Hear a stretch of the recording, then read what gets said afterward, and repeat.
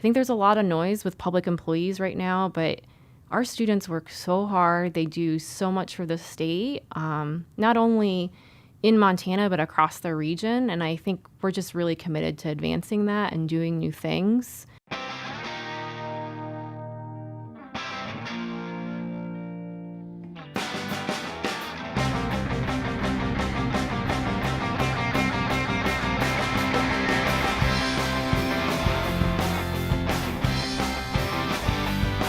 This is A New Angle, and I'm your host, Justin Angle, marketing professor at the University of Montana. This podcast is my chance to speak with cool people doing awesome things in and around the great state of Montana. This show is proudly presented by First Security Bank and Blackfoot Communications. All right, welcome back. Thanks for tuning in today. Today I sit down with one of my favorite people here at the University of Montana, and that's Professor Sara Rinfret, a dear friend and a close colleague. Sara and I collaborate on the University of Montana Big Sky Poll, and we're going to tell you all about that project today. Sara is a professor of political science. She is also the director of our hugely successful Masters of Public Administration program here at the University of Montana. She's done some amazing things with that, along with her colleagues. We'll talk about that a little bit.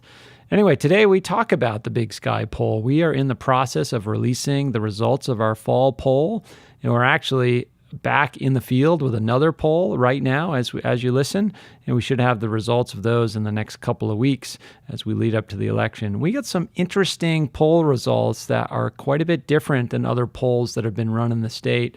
And today, Sara and I get into the weeds a little bit about why that might be, how the methods across the different polls being taken in the state of Montana differ, and why the University of Montana is uniquely positioned to produce a high-quality poll and the academic mission that drives that. We also talk to Sara a little bit about her research. She is a rare breed. She loves bureaucracy and has chosen to make her life's work studying how bureaucracies succeed or fail and why. She's interested in process and how institutions make change. And she talks about that in today's interview. And I try to pull out the lens a little bit and get Sara's ideas on how an institution like the University of Montana might approach change more efficiently based on what she's learned through her research. Anyway, far-reaching conversation. We get into some politics, and we try to be precise with our language as much as we can. Enjoy, and I bring you Sara Rinfret. Okay, so we're here today with Professor Sara Rinfret. Sara, thanks for coming on the pod. Thanks for having me, Justin. Yeah, we've been trying to get this done for a while. We actually did an interview a few months back and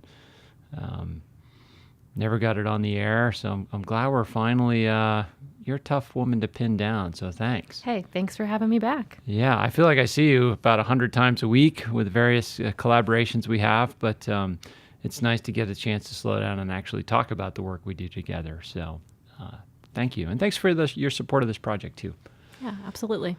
So set the stage here. We've been working a few years together on a variety of things, research projects, etc. And you had this bright idea, 2 years ago that you approached me with. You wanted to launch a political polling operation here at the University of Montana. Why on earth would you want to do that? Yeah, I think it's our obligation as professors to give our students applied learning experiences. And so one thing that I experienced as a graduate student at Northern Arizona is that I was the lead grad student for the Grand Canyon statewide poll. Mm-hmm. And that's the premier poll coming out of the state of Arizona. Yes, yeah. And so it was very prestigious at the time, and I just felt really honored to be part of that project from start to finish. We had this elaborate calling center, and I got to work with Dr. Fred Salop, who is one of the top public opinion pollsters in the U.S. Mm-hmm. So pretty remarkable experience. And so fast forward, got the dream job at the University of Montana, and MSUB had a really fantastic polling operation. Okay, and MSU Billings. MSU Billings, yeah. Yes, that's correct. And so I thought, why don't we do this at the University of Montana? That faded, and the Billings operation it did it for a few years, and then it kind of faded away. Yes, it faded away. Really great apparatus that they had, and so just initial conversations. Why don't we bring this for our students at the University of Montana? One thing that we're lacking across the state is nationwide data that we can be informed participants of what's going on, getting a pulse in Montana.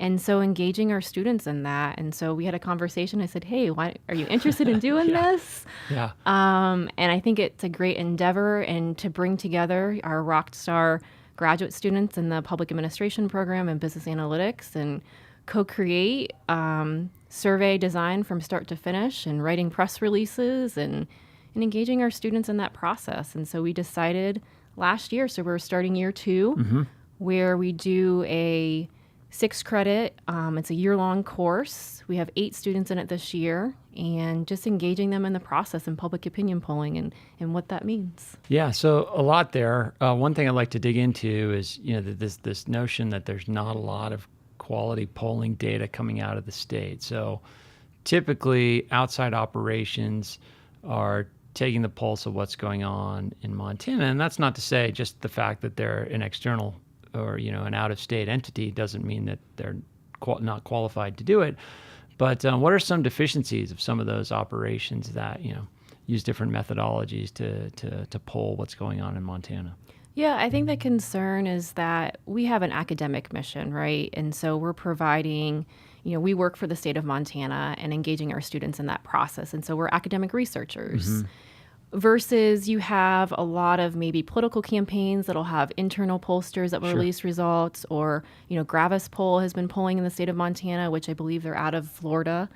And so the idea is that you're engaging in the process with students from Montana informing the conversation. And so we just haven't had that since MSU Billings. And so really re-engaging in that conversation and providing the state with data on statewide issues, but also national issues that we haven't been. And it's really important because a lot of times Montana should be at the table in terms of conversation about really important national issues. And we're providing that not only for the state, but the nation. Sure. Yeah. I mean, all these poll aggregators, your 538, your Upshots, whatever. I mean, they were modeling the elections the last few years. And if they don't have good data to inform those models, you got to question the results. Yeah, of the absolutely. Models. And I mean, that's been a big topic of controversy over the last couple of election cycles. So that kind of takes us to the mechanics of the poll. Like you said, we last year we ran our first cohort of students. Again, this is like a student-produced operation. We run it less like a class and more like a live sort of job for students, if you will, and produced our first poll last spring. This fall, in the lead up to the midterm elections, we are sort of in the process of rolling out our results from our first run this fall, and some kind of noteworthy results. It's our first time sort of pegging elections. And you want to talk about those results for the congressional elections, the Tester-Rosendale race and the Williams-Gianforte race? Yeah, absolutely. So I think sometimes, too, people turn off to the political aspect of public opinion polling. And so I think what we have done is we're engaging in the U.S. congressional races this time around. But also, too, we were doing a statewide trivia, and so we have different questions surrounding that as well. And what's the most important issue for Montanans?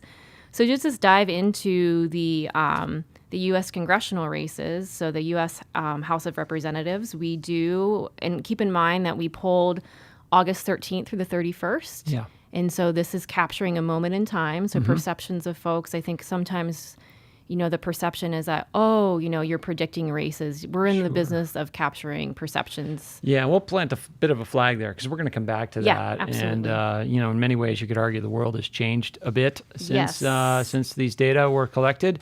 But anyway, let's talk about what the data show. Yeah, so we asked respondents. So we polled 618 registered Montanans.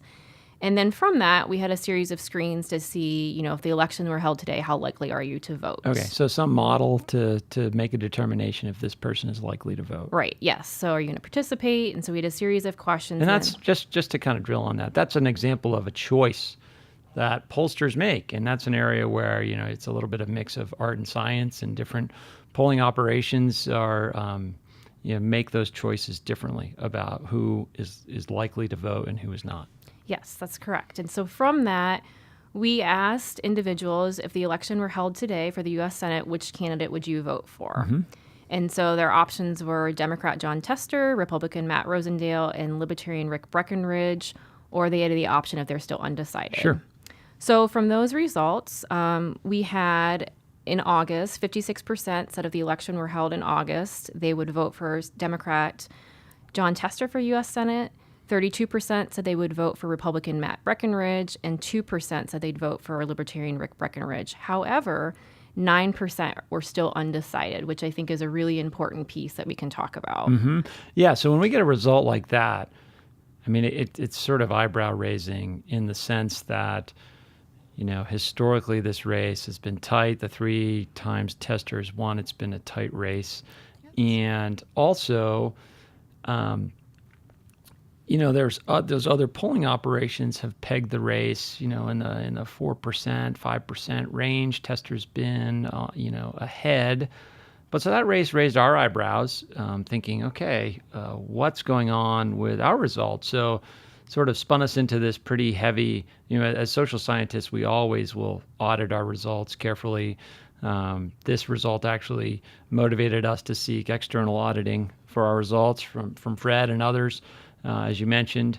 What was kind of your thinking when you saw this result, and how did you approach getting your head around it? Yeah, I think a couple of things. Again, this is in August, and a lot of things has happened since. But, you have the incumbency factor, and so John Tester has been in office for quite some time. I think he's very familiar with folks across the state.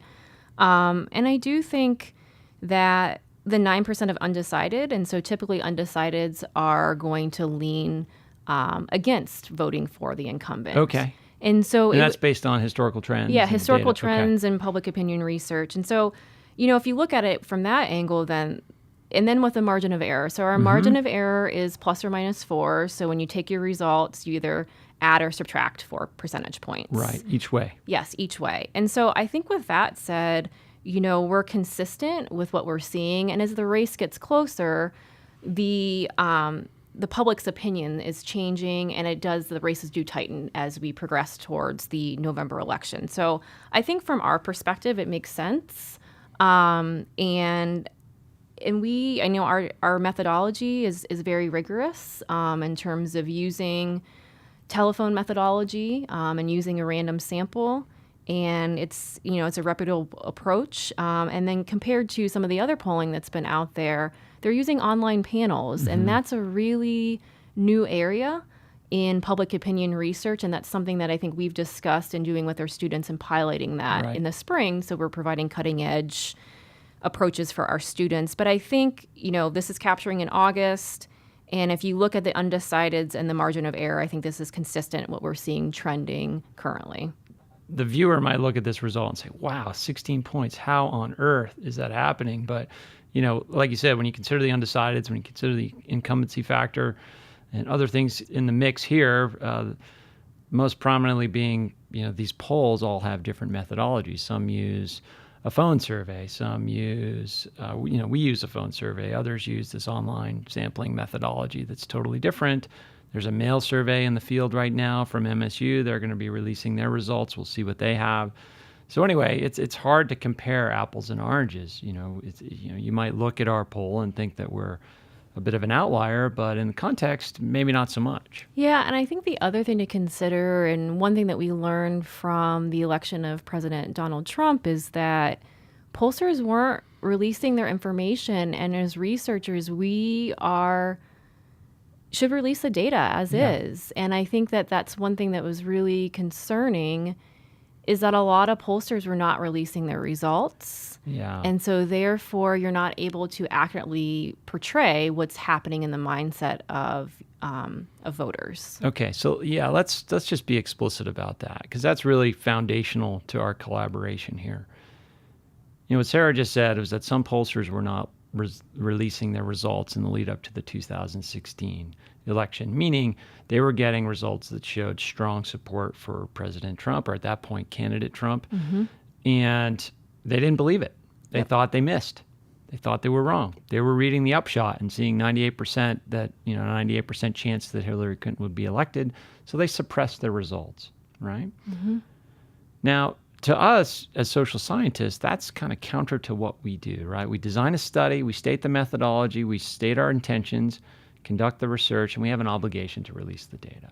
Right? Yes, that's correct. That's what we're in the process of doing. So I don't want to get too geeky on the principles and philosophy of science and stuff, because we'll be down to maybe a listener and a half by the end of this podcast. But anyway, so we got, strong support for Tester in this particular poll. And then we also have strong support for Democrat candidate Kathleen Williams. You want to go over those results? Just very quickly. It's the same pattern. Yeah, so same pattern. So same question, if the election were held today for the U.S. House of Representatives, which candidate would you vote for? Mm-hmm. And so we have Democrat Kathleen Williams at 51%, Republican Greg Gianforte at 38%, and Libertarian Eleanor Swenson at 3%. And then undecided for this question is 8%. Yeah, so, another high percentage of undecided. Yes, exact same thing that we just discussed. Again, it's still relatively close. As we see results shifting, it's going to tighten as the race gets closer. And Perhaps, yeah. And we're going back out in the field next week too to capture more data for Montanans. Yeah, so that kind of is an important piece of this, right? Like we run this poll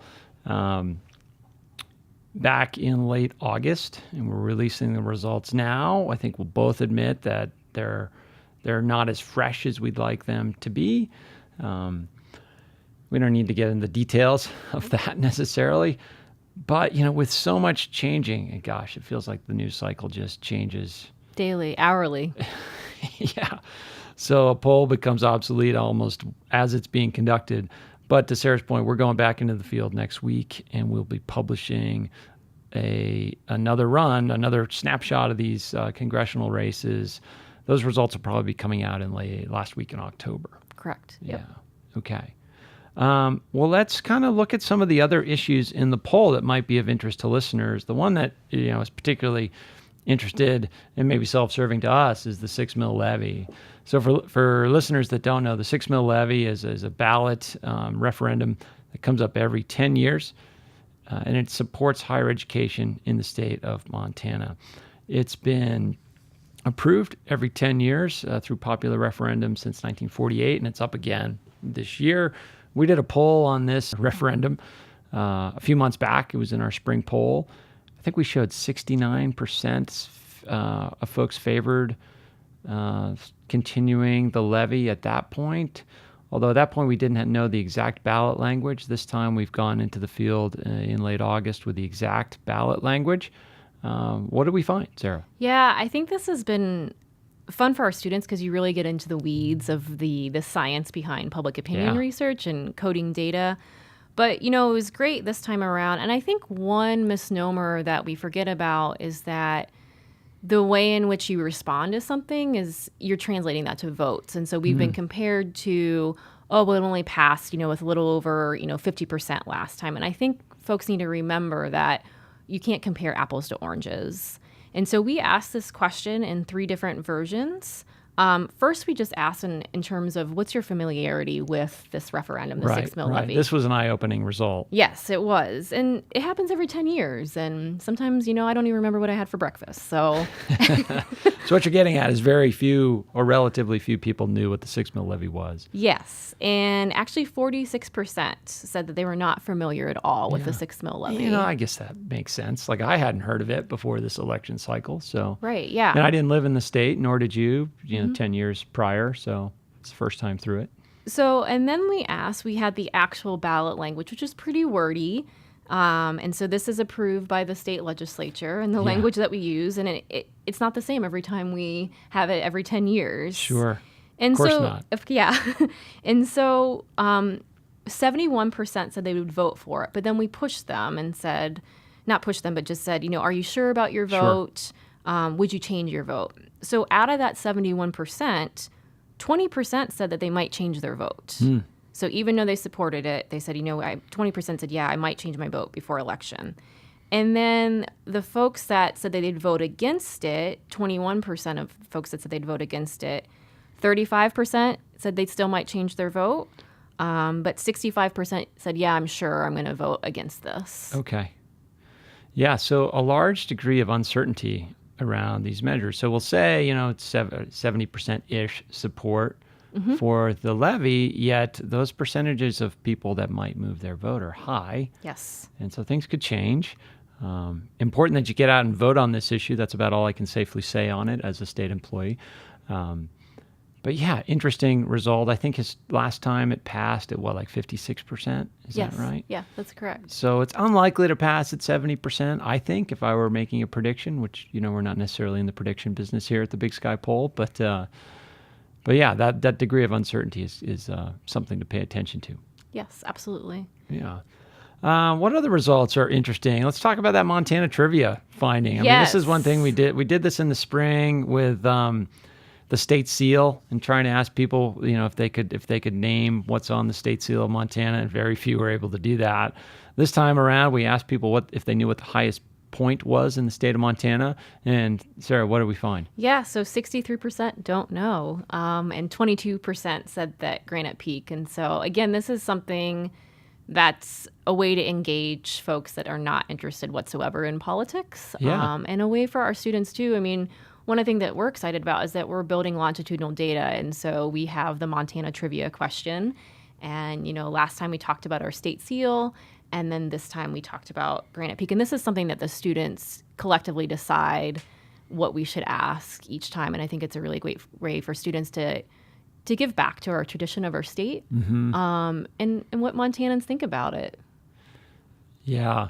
Yeah, I don't know if I was surprised by that result or not, but it certainly is. It is interesting. Anyway, so any other results from this poll that you think are particularly noteworthy? I mean, we've been rolling this thing out in the press the last couple of weeks, and we're getting ready for our next run, like we said, that'll come out in late October. I think two that are really interesting. We asked a national question in terms of immigration policy. Oh, right. That's right. Which is really, really fascinating. And so one of the questions asked, in general, do you think that it should be harder or easier for individuals to legally immigrate to the United States? And so this is a question that Pew Research Center asked, which is one of the top public opinion polling entities in the U.S., and it's pretty mixed. 48% of Montanans said that it should be harder, and 52% said it should be easier. And so, again, this is a great way for our students to engage in a national conversation and provide data this is going to be a hot topic moving forward post-election in terms of immigration policy and what should we do moving forward. And we're engaging in that conversation. Mm-hmm. And we did that previously with tax reform. That was the sort of topical political question that we asked back in the spring, and who knows what it'll be in the fall. And we could ask a Kavanaugh question this time around. Right, but it looks like it might end today. So. Yeah, it might be over, but at the time we're recording here and we release this podcast, so who knows what that, maybe it's not over, maybe it's the end of the beginning. Who knows what to call it at this point. Anyway, so let's take a break here, and we'll be back in a moment. Remember that A New Angle is brought to you by First Security Bank and Blackfoot Communications, two great Montana corporations dedicated to cool people doing awesome things. This is Cameron Lawrence, MIS professor in the College of Business, and you're listening to A New Angle. Okay, we're back with my dear colleague, Professor Sara Rinfret.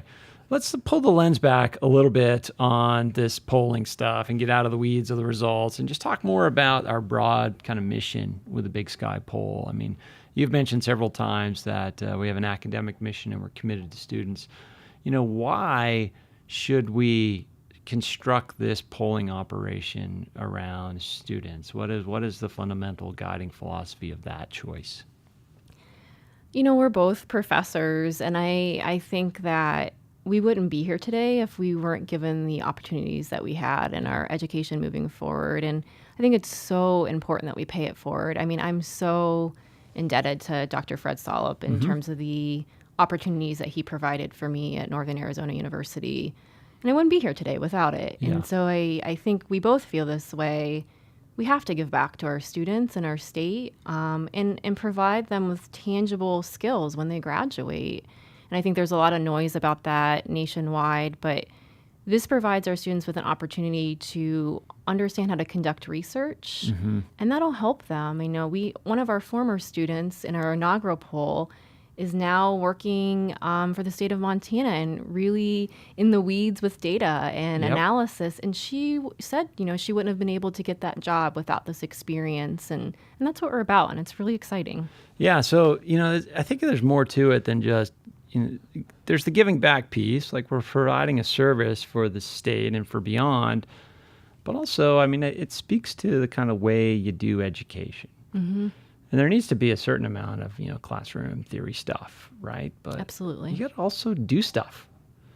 Our students are, doing something new, doing something innovative, doing something pioneering in this state in a sense. So, that part of it feels really important to me is the sense that these students have a great foundation of knowledge through their various programs. We draw from the Masters of Public Administration program, which Sara directs, and then we draw from our Masters of Business Analytics program, which is a relatively new program here at the College of Business. And these are the two of the key experiences where those students are actually, doing live projects, right? We have live data with consequence, right? If we go out there with a poll result that's way off, or there's a mistake in our methodology or whatever, like we are exposed both professionally, but also our students are exposed too. So, it's kind of live without a net. Yeah, and I think allowing them to work through that, and the classroom is a great space where you can talk about the theoretical implications and, who's doing what or what's the most innovative approach moving forward, but they're actually doing it and living it. And I just think it's such a fantastic experience for students, but also that they get to engage in this process from start to finish. It's really hard for them too. It's been a bit of a learning process for us. I think back to, there's this moment in graduate school where as a student, you only really become a professor if you're good at going to school. That doesn't mean you're smart. It means you're good at going to school. Those are two different things, or they can be different things. So I remember this moment where, I got pretty good at answering questions. And then you get to this moment where like you're expected to ask the questions. That's very difficult. Like that's a degree of ambiguity that we're certainly not used to. And we see our students confronting that with a poll. Now, these are high achievers. They're used to, being told where the goalpost is and running as hard as they can toward it. Now they're sort of having to determine where that goalpost is. And there's pretty special learning in that. Yeah, and I think it's a really high-paced, pushing them to... a lot of them have really strong backgrounds in this and maybe not as familiar. They all have they all bring something different to the table and just truly exceptional students. But it really pushes them to, things that we don't normally do in the classroom. And so you might do an applied project for this semester or, we both have professional programs. But this is really, really, writing press releases and how do you convey data in a way that people can read it. Sure. And I think, we check our data, 15, 30 times and, rerunning reports. And I think sometimes as a student, that's frustrating. And like, well, I already did this once. Why do I have to do it again? And, it's done. I passed it in. Yeah, I turned it in. Give me my grade. And I think that our students understand that and I think they appreciate it. And we go through the process. I'd say they've grown to it. They're growing to appreciate it. Yeah, right? but I think it's a journey. It's living and learning together. Yeah, well put. Yeah, we should form it. We should record that as an advertisement or something for the Masters of Public Administration. Anyway, let's talk about that program a little bit. So you're the director of that program. Yes. That, in many ways, has kind of been, an unsung hero at the University of Montana in the sense that you've had explosive growth in that program over the last 3-4 years under your leadership. How can you do that in an environment where we're having a hard time with enrollment? I think our commitment, our faculty... we all have practitioner backgrounds and we are so committed to advancing professional careers. And so the vast majority of our students are working professionals in public and nonprofit entities on the front lines, or, the Attorney General just graduated from our program this summer. Attorney General Tim Fox. Yeah. So I just think our commitment to meeting students where they are, flexible course delivery, where we do online. You have an online option, 100%? Yeah, online, 100%, in-person, hybrid. Now we have robots. Oh, yeah. Yeah. We'll ask Sarah all about her robots. Maybe we'll put a picture up in the show notes or something so people can see what the heck we're talking about. Yeah, but it's just a way to, our classes are one night a week in person after work, so people can come. And it's one thing I did too. I didn't even know what a Master's of Public Administration program was. I was working for the state of Ohio doing budget policy work, and I was at a job fair, recruiting for the state of Ohio. And I took a non-degree class, so it was try it before you buy it, what we do here. Sure. And I think it really changed my life because you could apply what you're doing at work to the classroom, and I think that's what we're about. And I think there's a lot of noise with public employees right now, but our students work so hard. They do so much for the state, not only in Montana, but across the region. And I think we're just really committed to advancing that and doing new things. We're even using virtual reality goggles in the classroom right now to be better prepared public administrators. Yeah, you wouldn't think that, a public administration program at a university would be the place where you're finding a lot of innovation. Yet your team is doing some really cool things with technology and flexible delivery and trying to make the product. We can get into some trouble talking about an academic offering as a product, but, I was like, we don't really do product in public administration. Right. Okay. We can debate that, but you're developing a product that is appealing and flexible and meets the students where they are, which is kind of one of those pithy phrases that is supposed to be a tenet of what we're doing here. Yeah. Yeah. And it's my role as a director to, talk and meet with every single student in our program and make sure that they're getting the education that they need. Yeah. Okay. So let's kind of move on from that and talk about, broadly speaking, your area of research, because it kind of, it's one that sort of just makes me chuckle. So Sarah, you are an expert on bureaucracy. Yes. We have T-shirts to show it too. I've seen the T-shirts. They're about as exciting as bureaucracy. Yeah, why on earth study bureaucracy? Why is it worth studying? I think we've all been taught, Congress passes law, right? And so what happens after that? And Sure. That's the bureaucracy. We're interpreting the law and carrying it out. And what we do on a day-to-day basis affects our daily lives. And I'm really in the weeds. I'm super nerdy. I do administrative rulemaking. That's my area of expertise, which is just the fancy word. Well, tell us what administrative rulemaking even is. So it's a process. It's the policy-making process of agencies. Okay, that's a lot in that statement. Yes. And so once Congress passes a law, it's extremely vague. And so you have agencies, the Environmental Protection Agency, U.S. Forest Service, and you have folks within there, rule writers, that interpret that legislation. They create a rule. Yep. Awesome website, the Federal Register, and it's open for public comment. All of us can participate in that process. They analyze it. They will provide feedback on those comments. They issue a final rule, and it becomes law. So how on earth did you get interested in this? It's so interesting. I was just talking with a student about this. We have this fantastic student. All our students are awesome. But just, picking topics of research that you're interested in. Originally, when I was doing my doctorate work, I was going to do stuff on public lands in the Bureau of Land Management. Okay. And then I took a course with Dr. Jacqueline Vaughn, who's one of the top environmental policy scholars in the U.S. It was on environmental regulations. And I was like, wow, this is so awesome that you have been taught and trained over and over again that, Congress is, they have the lawmaking authority, but then what happens after? Okay. And just so interested in another way for us to engage in participatory means and participating in that process. So as you're saying that, it sounds like you were inspired. Another take on it is maybe scared that you have this notion that, the rubber hits the road in Congress, but actually, you tell me if I'm wrong in this interpretation, but it's sounding like this rulemaking process, this administrative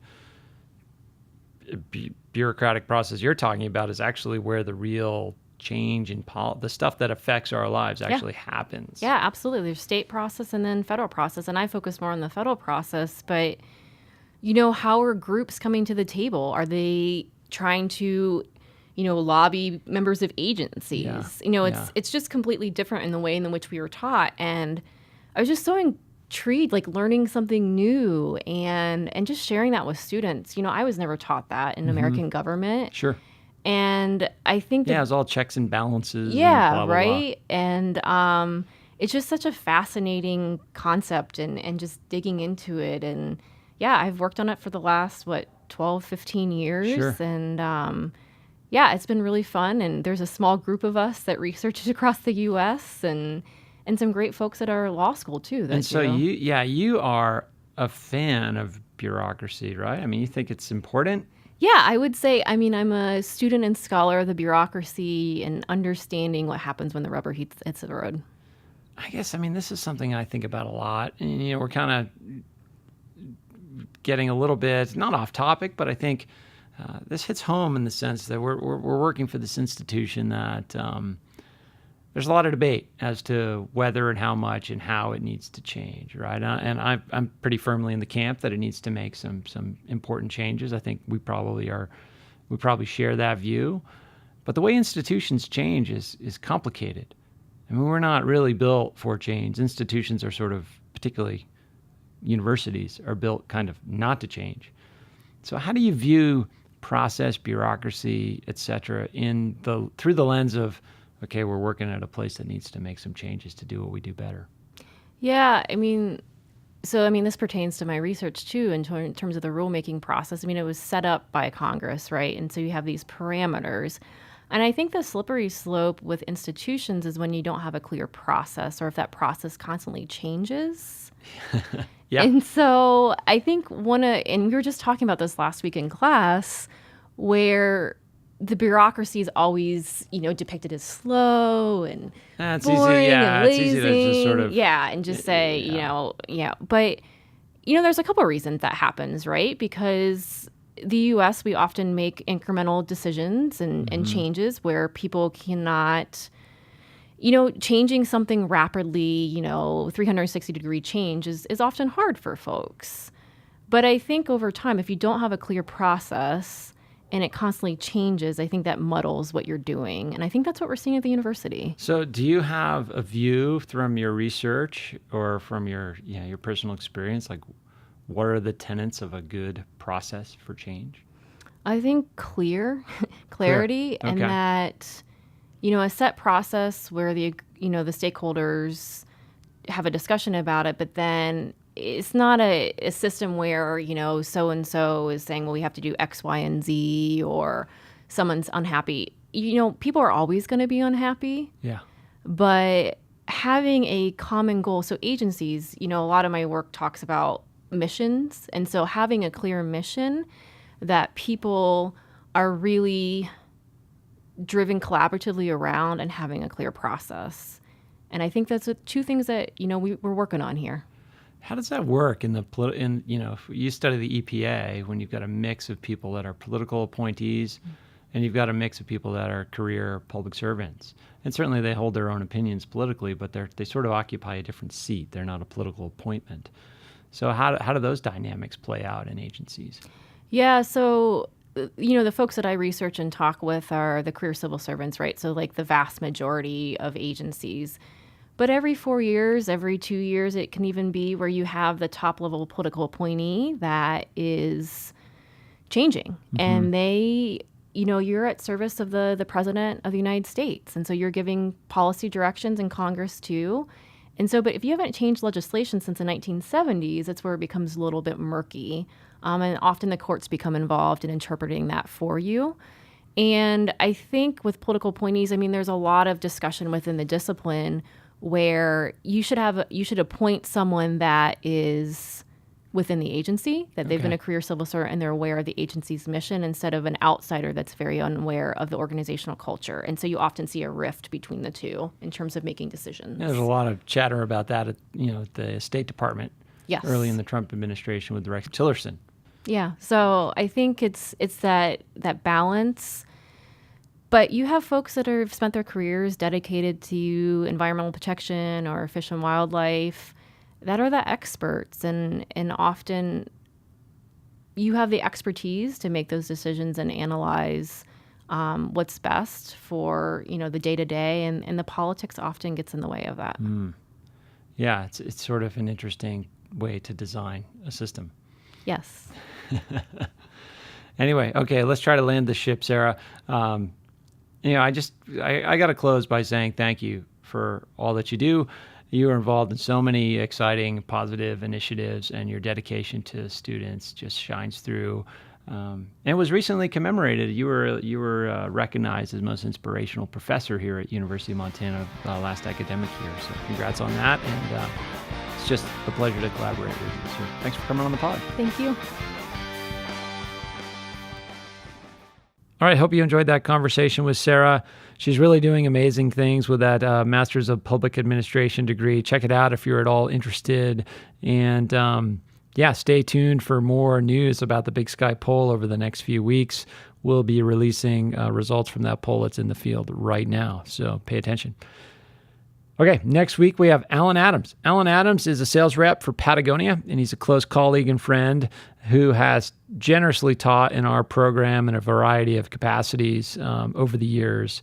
I got the chance to speak with Alan not only about what it's like to work for a really intriguing, innovative, progressive private company like Patagonia, but also Patagonia's, they are wading into some political lands that they have not waded into quite so aggressively before, and really staking a claim in this election and putting themselves out there. And I talked to Alan about what that's like as an employee and what that's like as a salesperson trying to get out there and collaborate with retailers that maybe or maybe don't share that same political bent. So look forward to bringing that conversation to you next week with Alan Adams. Stay tuned.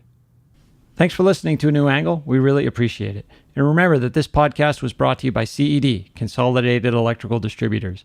They're one of the largest electrical wholesale supply companies in the world with nearly 600 locations. CED is a privately owned business-to-business company that distributes just about every piece of equipment you need to keep your lights on, your energy flowing, and your lifestyle comfortable. CED is also an important employer in our community, and they have a keen interest in University of Montana graduates. To explore career opportunities, check out cedcareers.com. Before we go, I'd like to thank a few folks for making this project happen. First off, thanks to Elizabeth Willey, Communications Director here at the University of Montana College of Business. And thanks to our fabulous interns, Mason Dow and Max Gibson. I'd also like to give a special shout out to VTO for providing us with music. And finally, great thanks to my producer, Jeff Meese. As we close, if you have any questions, suggestions, comments, insults, whatever, please email me at anewangle@umontana.edu. Help us spread the word, and be sure to use the hashtag #anewangle when you do. Thanks a lot, and see you next time.